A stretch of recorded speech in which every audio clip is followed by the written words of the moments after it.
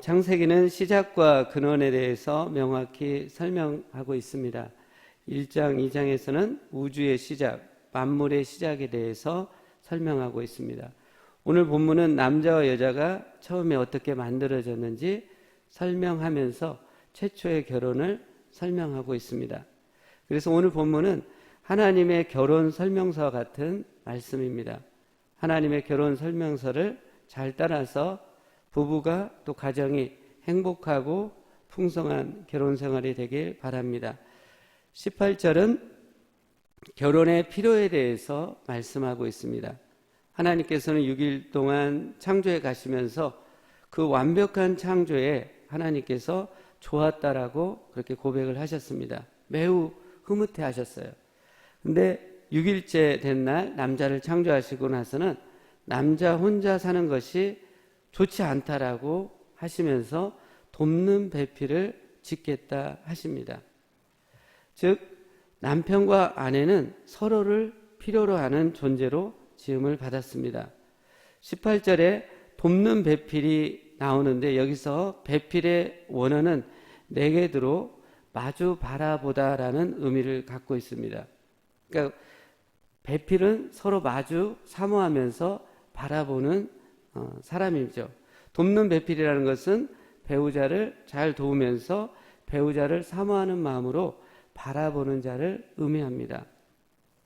아담 혼자였다가 돕는 배필 하와를 얻은 이 아담은 얼마나 기쁘고 행복했을까요? 너무 기뻤겠죠. 그래서 이 하와를 보면서 감탄의 그런 고백을 하는 것을 보게 됩니다. 근데 여기서 돕는 배필에 대한 오해를 풀고 나갔으면 합니다. 우리는 그동안 아내는 남편의 돕는 배필이라는 것을 너무 많이 들어서 남편들은 아내가 돕는 배필로 잘 해주길 바라는 마음이 있습니다. 저도 사실 이 설교를 준비하기 전까지 아내는 남편의 돕는 배필이야 라는 생각을 마음 깊숙이 있었습니다. 저를 포함한 많은 크리스찬 남편들은 밖에서 열심히 일했으니까, 직장에서 열심히 일했으니까 가정에서는 섬김을 받아야 한다고 깊은 마음 속에 그 마음이 있습니다. 왜냐하면 아내는 돕는 배필이니까요. 근데 오늘 말씀을 준비하면서 섬김을 받는 남편, 그것은 섬기기로 작정하시고 이 땅에 오신 예수님의 그 마음과는 정반대라는 것을 깨닫게 됐어요. 그리고 오늘 본문을 보충해서 잘 설명해 주고 있는 성경이 에베소서 5장인데요. 에베소 5장 22절을 보시면 우리 한번 같이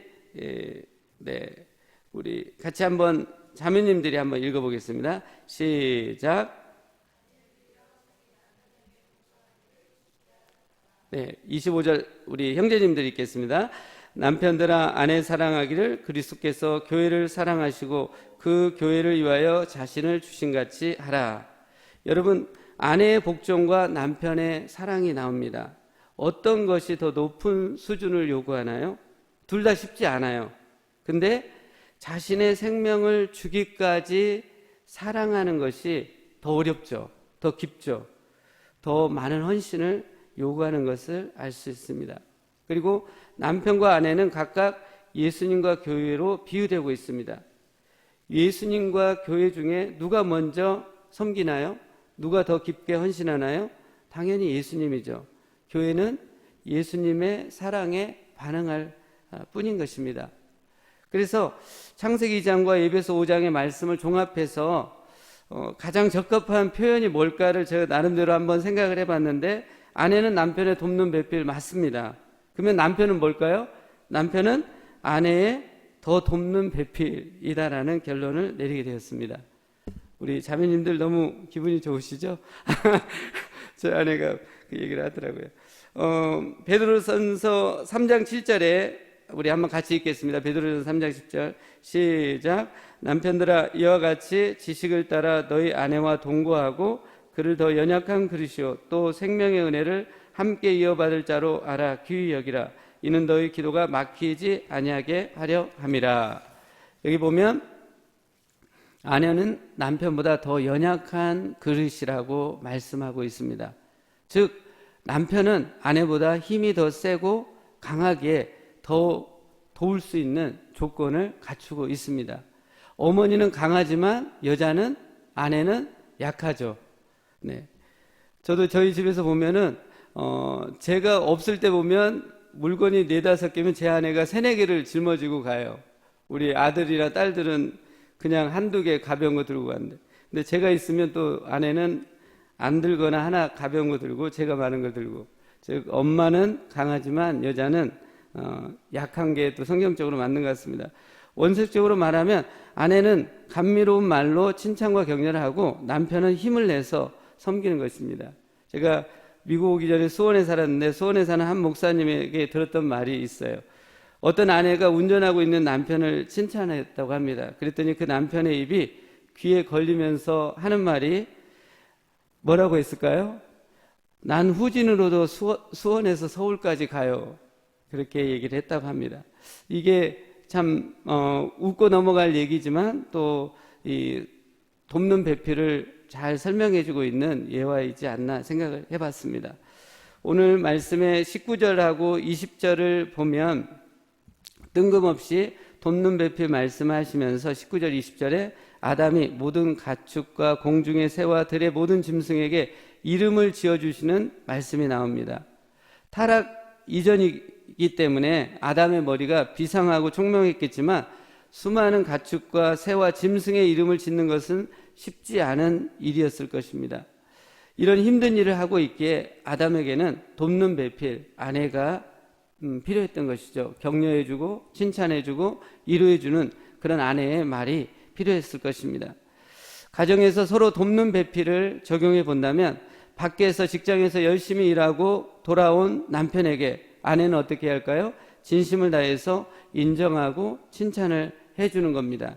그러면 남편은 어떻게 합니까? 남편은 더 돕는 배필이기 때문에 밖에서 열심히 일했음에도 불구하고 또 남자들에게는 아내보다 더 큰 힘이 있기 때문에 방으로 가서 쉬지 않고 요리와 설거지도 하고 아이들을 돌보며 아내를 잘 돕는 것이 하나님께서 남편과 아내에게 원하시는 돕는 배필의 올바른 기능이지 않나 생각을 해봅니다.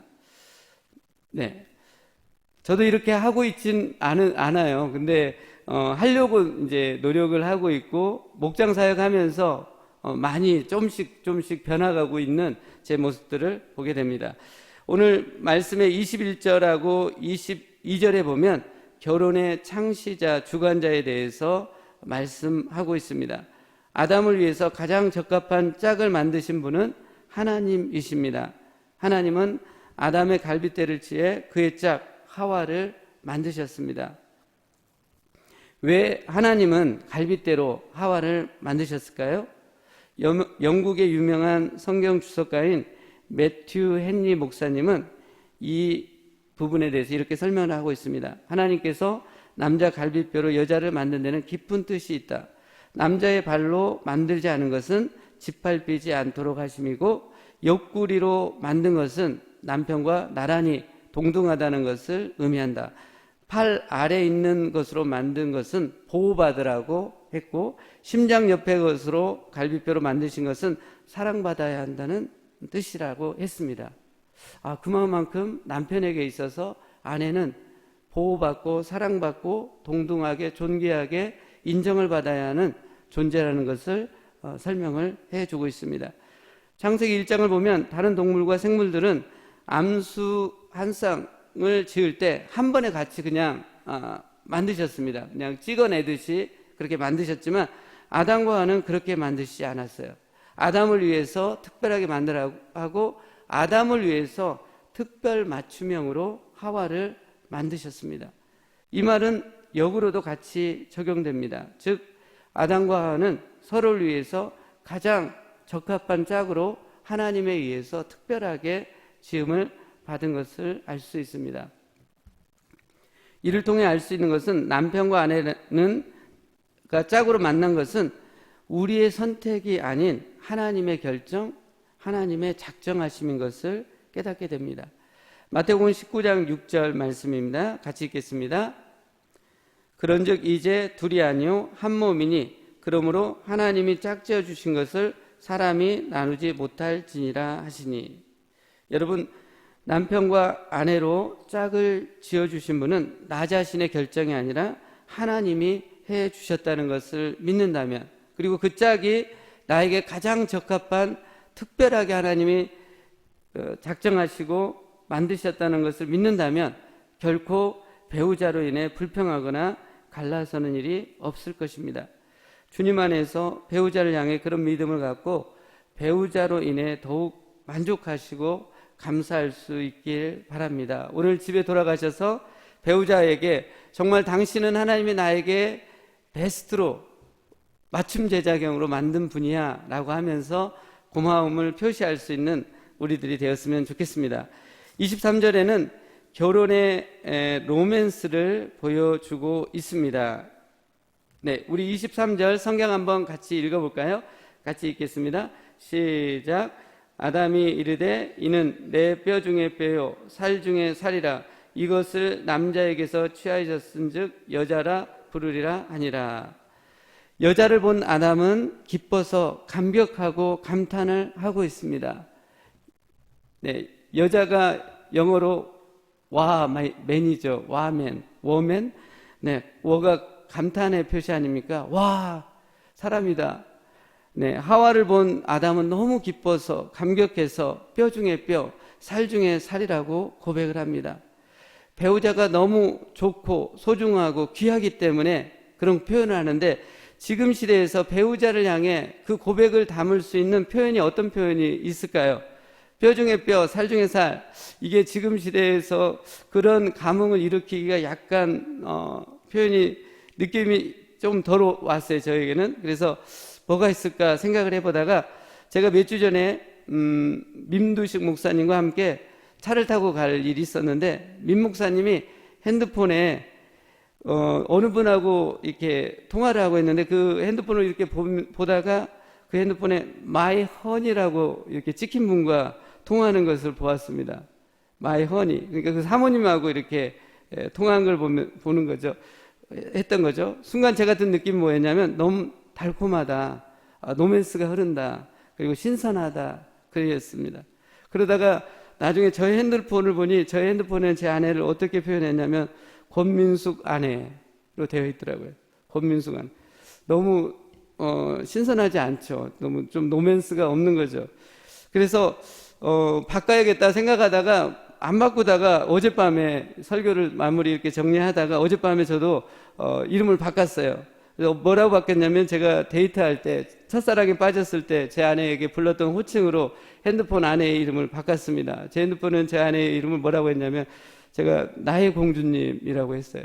영어를 쓰고 싶었어요. My princess. 그랬더니 제 아내가 데이트할 때 그때 그 감흥대로 나의 공주님이라고 이렇게 해달라고 해서 그렇게 바꿨습니다.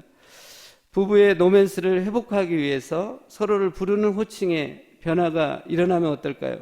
진부한 호칭이 아니라 누구의 엄마, 집사람, 네, 그런 호칭이 아니라 사랑의 로맨스를 일으키는 호칭을 계속 부른다면 부부 안에 로맨스의 꽃이 피어나고 새로운 기쁨이 일어나게 될 것입니다. 24절에는 결혼의 원리, 목적을 말씀하고 있습니다. 결혼은 남자와 여자가 부모를 떠나 독립된 존재가 되고 서로 연합하여 한 몸을 이루는 것입니다. 둘이 한 몸을 이루기 위해서는 나의 이기적이고 교만하고 부정적인 것들을 깨트려 버려야 배우자를 용납할 수 있고 또 섬길 수가 있습니다. 그래서 이 부부가 연합되어 하나 된다는 것은, 우리가 23절에는 로맨스를 얘기했어요. 달콤해요. 근데 부부는 달콤함으로만 가지 않잖아요. 24절에 엄중하게 부부는 한 몸을 이루어야 하기 때문에 그렇습니다. 여기서 결혼의 그 목적을 우리가 볼 수 있는데요. 부부는 결혼의 행복을만을 추구하는 것이 아니라 거룩한 성화의 과정인 것을 보게 됩니다. 그래서 결혼의 목적은 거룩이다라는 그 말이 나올 수 있습니다. 보네퍼는 그리스도인의 결혼은 자기 부인과 훈련이라는 특징이 있다. 그러므로 기독교는 결혼의 가치를 떨어뜨리는 것이 아니라 신성하게 한다라고 했습니다. 부부가 하나 되기 위해서 얼마나 자기 부인을 해야 하고 얼마나 섬겨야 하고 용납해야 하고 용서해야 하고 그런 과정을 통해서 더 성화되어 거룩해져 가는 것을 보게 됩니다. 여러분, 우리는 사탄에 의해서 깨어진 세상에 살고 있습니다. 그리고 배우자는 원죄를 가지고 있는 사람입니다. 그러기에 배우자가 당신에게 죄짓고 실망시키고 좌절하게 하고 슬프게 할 만한 충분한 육체적 한계를 갖고 있는 것이 당연합니다. 남편과 아내는 연약하고 불안하고 악한 본성을 갖고 있습니다. 그런데 하나님은 내면에 가시가 시퍼렇게 살아있는 두 사람에게 연합하여 한 몸을 이루라고 말씀합니다. 어떻게 이 두 사람이 한 몸으로 연합될 수 있을까요? 사람으로는 절대 할 수 없지만 예수님 안에서는 가능함을 보게 됩니다. 우리가 한번 삼각형을 한번 생각해 봤으면 좋겠어요. 삼각형의 맨 위쪽 꼭지점에는 예수님이 있고 양쪽 꼭지점에는 남편과 아내가 있습니다. 만일 예수님이 없다면 남편과 아내는 서로 대치하고 더 이상 연합을 이룰 수 없을 것입니다. 서로 상처를 주고받고 하다 보면 풀리지 않는 그 내면의 아픔 속에서 연합을 이룰 수 없습니다. 그런데 두 사람이 예수님을 바라보고 예수님이 하셨던 것처럼 배우자에게 하면 예수님을 닮아가면서 점점점 위에 꼭지점을 향해서 가기 때문에 부부가 더 친밀해지고 강하게 연합되어져 갈 수 있음을 볼 수 있습니다. 그럼 부부의 연합을 위해서 예수님께서 보여주신 지침 중에 두 가지를 소개해드리고 싶습니다. 첫째로 부부는 서로 계속 용서해야 합니다. 예수님은 베드로에게 재범한 형제에게 7번뿐 아니라 70번씩 7번, 490번까지라도 용서하라고 말씀하고 있습니다. 우리 마태복음 18장 21절, 22절 같이 읽겠습니다. 그때 베드로가 나와 이르되 주여 형제가 내게 죄를 범하면 몇 번이나 용서하여 주리까? 7번까지 하오리까? 예수께서 이르시되 내게 이르노니 7번뿐 아니라 7번을 70번까지로 할지니라. 네, 490번까지 용서할 사람이 있을까요? 우리가 살면서 우리를 따라다니면서 우리를 괴롭히고 우리에게 죄를 범한 사람이 490번까지 있는 사람이 있을까요? 흔치 않습니다. 왜냐하면 잠깐 만났다가 몇 년 만났다가 헤어지기 때문에 그렇습니다. 근데 배우자는 어떻습니까? 배우자는 평생 함께 살면서 괴롭힙니다. 화를 냅니다. 지적을 합니다. 네, 1, 2년이면 490번 용서가 바닥이 날 거예요. 그렇기 때문에 우리는 원죄를 갖고 있는 배우자의 연약함을 인정하고 용서하기를 멈추지 않기로 계속해서 결단해야 합니다. 크리스찬의 가장 큰 특징은 용서 아닙니까? 하나님의 용서를 받은 자녀로서 구원을 받았기 때문에 옆에 있는 이웃에게 용서를 하는 거죠. 특별히 더 용서가 요하는 대상자는 배우자인 것을 보게 됩니다. 같이 살고 같이 모든 것을 알기 때문에 그렇습니다. 용서하지 않으면 부부의 연합이 약해지고 끊어질 수 있지만 용서하면 더욱 강하게 연합되어져 갈 수 있음을 보게 됩니다. 둘째로는 부부는 서로 공감하고 칭찬하는 말을 해야 합니다. 우리는 그동안 상대방을 비난하고 지적하는 말에 익숙해 왔습니다. 사회에서, 학교에서 우리는 그런 말에 익숙했습니다. 모든 사람은 자신을 비난하고 지적하는 사람을 외면합니다. 그런 사람하고 만나고 싶지 않을 것입니다. 회피합니다. 단절하면 됩니다. 근데 만일 부부가 서로 그렇게 하고 있다면 헤어질 수 없기 때문에 끔찍한 일이 벌어지는 거예요. 나를 지적하고 나를 비난하고 하는 사람하고 계속 살아야 하니 얼마나 힘이 들겠습니까?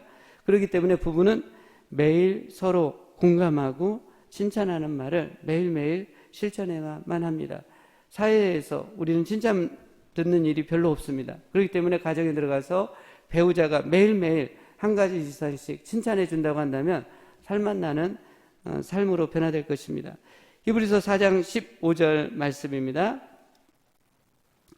우리에게 있는 대제사장은 우리의 연약함을 동정하지 못하실 리가 아니요 모든 일에 우리와 똑같이 시험을 받으시니로되 죄는 없으시니라. 여러분, 예수님이 왜 그렇게 좋은가요? 예수님은 우리의 연약함과 잘못을 절대 비난하지 않고 지적하지 않고 공감해주고 위로해주기 때문에 예수님이 너무 좋은 겁니다. 남편과 아내가 서로의 연약함과 상처에 대해서 깊이 공감하고 작은 일에도 진심을 담아 칭찬을 한다면 부부 안에 놀라운 회복과 연합이 이루어지게 될 것입니다. 직장 일에 힘들어하는 남편을 향해 어떻게 얘기할까요? 아내분들은 뭔 남자가 용기가 없어요. 우리 가족 어떻게 살라고. 이렇게 하면 얼마나 남편 마음이 힘들겠어요? 근데 이렇게 한번 바꿔보면 어떨까요? 여러 일들과 스트레스로 얼마나 마음이 무겁고 힘이 들어요. 공감이 되지 않습니까? 또 가정일에 힘들어하는 아내에게 어느 자매님은 새아이 키우며 집안일 잘하는데 아이 한 명 키우면서 왜 그래? 라고 하면 그 말 한마디로 아내는 쓰러지겠죠. 근데 대신 이렇게 하면 어떨까요? 아이 키우고 집안일 하느라 여린 당신 얼마나 힘이 들어요. 아내는 남편 앞에서 언제나 연약하고 여리고 그리고 여린 척 해보세요. 남편 앞에서. 그게 또 성경적인 게 맞는 것 같습니다. 여러분, 배우자의 힘든 마음과 감정을 힘들겠구나, 힘들겠네라고 공감한다면 배우자는 신기하게 그 공감 속에 힘을 얻게 되고 그 상황을 넉넉히 이겨내고 화이팅 안 해도 돼요. 공감만 해주면 스스로 다 힘을 얻어서 화이팅 할 수 있습니다. 그러면 더 부부의 연합이 단단해질 것입니다. 이렇게 주님 안에서 한 몸으로 연합되어져 가면 오늘 25절에 부부 안에 벌거벗었으나 부끄럽지 않는 일이 일어난다고 말씀하고 있습니다. 부부 안에 실망감, 수치심 등이 사라지고 서로를 인해 평안함과 안정감이 충만하게 임하게 된다고 말씀합니다. 결론을 맺겠습니다. 하나님은 최초 인간인 아담과 하와를 결혼시키면서 설명서를 주셨습니다. 이 시대의 부부들이 이 설명서를 주의 깊게 읽고 순종한다면 놀라운 연합이 이루어질 것입니다. 놀라운 연합이 에베소 5장에서는 그 비밀이 신비하다, 심오하다라고 말씀하고 있습니다. 부부의 연합은 예수님이 성도와 교회와 연합하듯이 신비함이 있는 그것입니다. 그것을 우리 모두 부부들이 경험할 수 있기를 원합니다. 그러면 우리 부부 안에, 가정 안에 기쁨과 평안이 충만하게 일어날 것입니다. 기도하겠습니다. 하나님 아버지 감사하고 찬양합니다. 하나님, 남편과 아내를 하나님께서 짝지어 주시고 특별하게 관심을 가져서 만나게 해주시고 하나 되게 해주셔서 감사합니다. 살아계신 하나님, 이 땅의 가정들, 이 땅의 부부가 더 주님 안에서 연합함으로 그 놀라운 신비함을 경험해 갈 수 있도록 주님의 평강과 기쁨이 부부 안에, 가정 안에 충만히 일어날 수 있도록 도와주시옵소서. 예수님의 이름으로 기도합니다. 아멘.